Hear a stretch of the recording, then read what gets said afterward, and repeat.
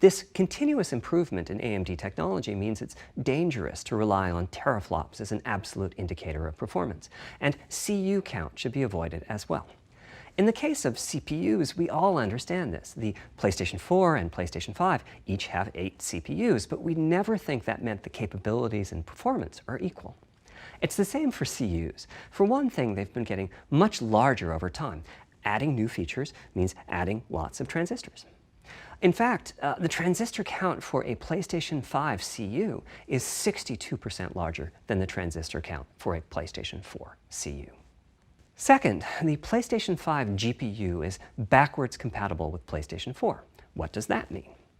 One way you can achieve backwards compatibility is to put the previous console's chipset in the new console, like we did with some PlayStation 3s, but that's of course extremely expensive. A better way is to incorporate any differences in the previous console's logic into the new console's custom chips, meaning that even as the technology evolves, the logic and feature set that PlayStation 4 and PlayStation 4 Pro titles rely on is still available in backwards compatibility modes.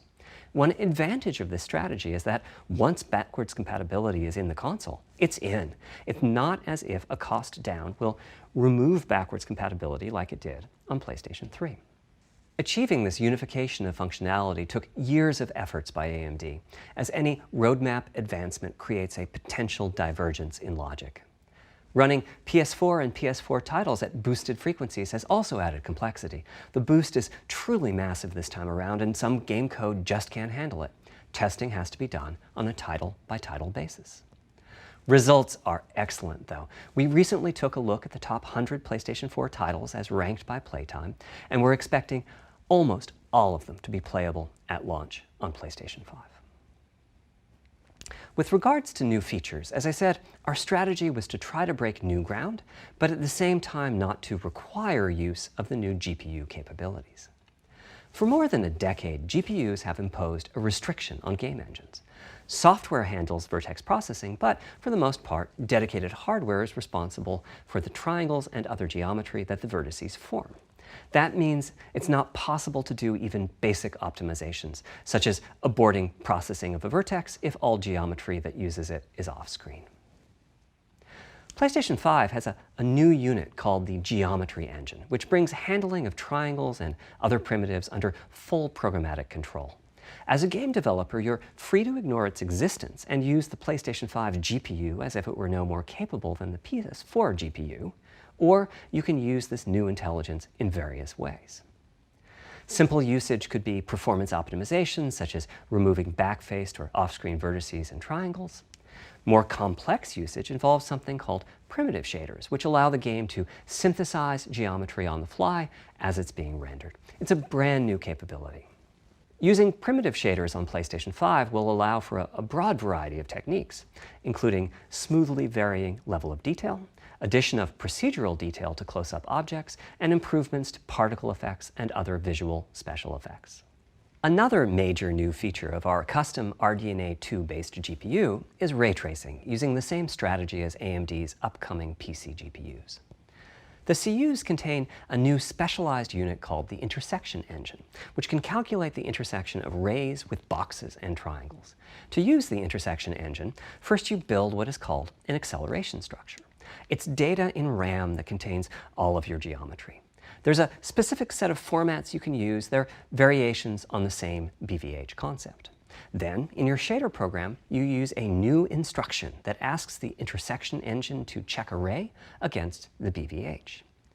While the intersection engine is processing the requested ray triangle or ray box intersections, the shaders are free to do other work.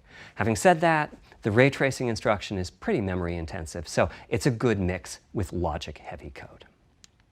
There's of course no need to use ray tracing. PS4 graphics engines will run just fine on PlayStation 5, but it presents an opportunity for those interested.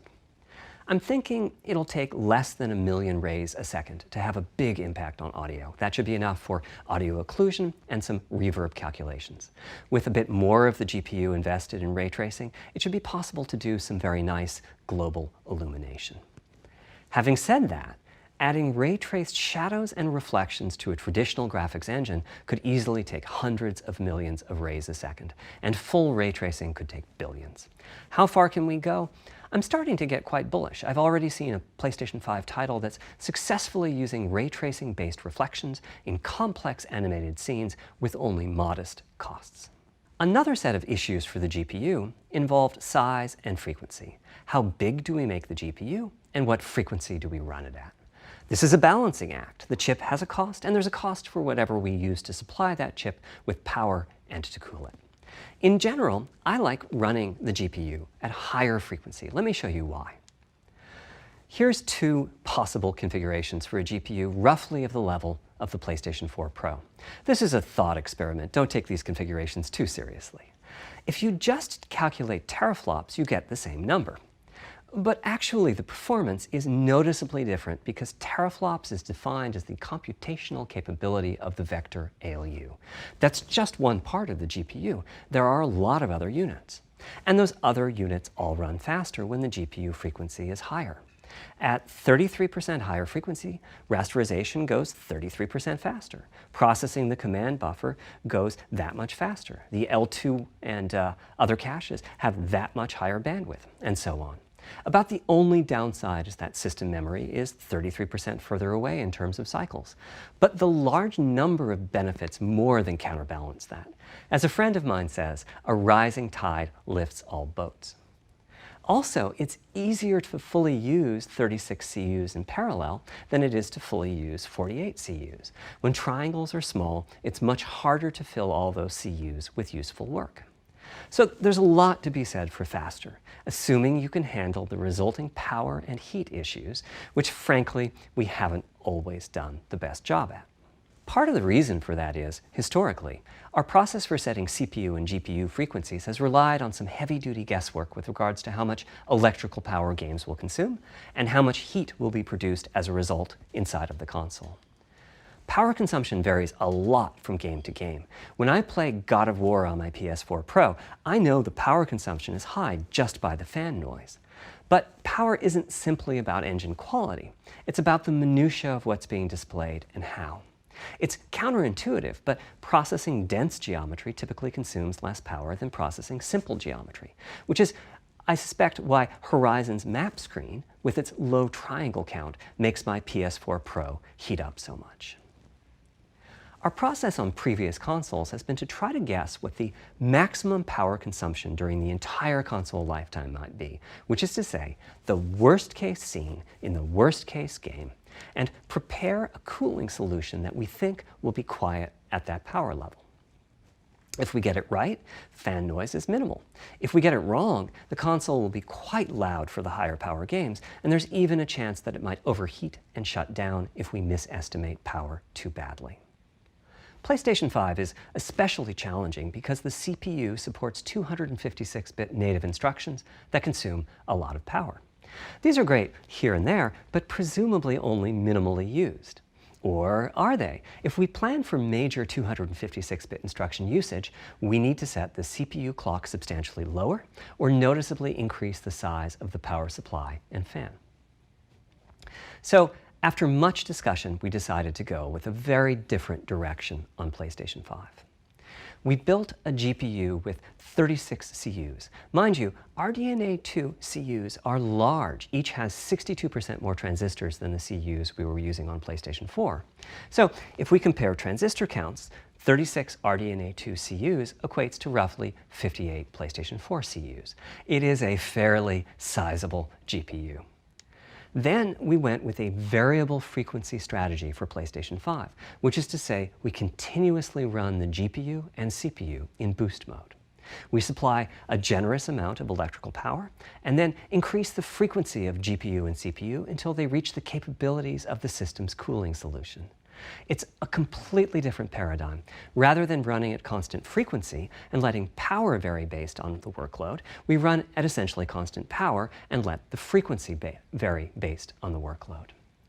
We then tackled the engineering challenge of a cost-effective and high-performance cooling solution designed for that specific power level.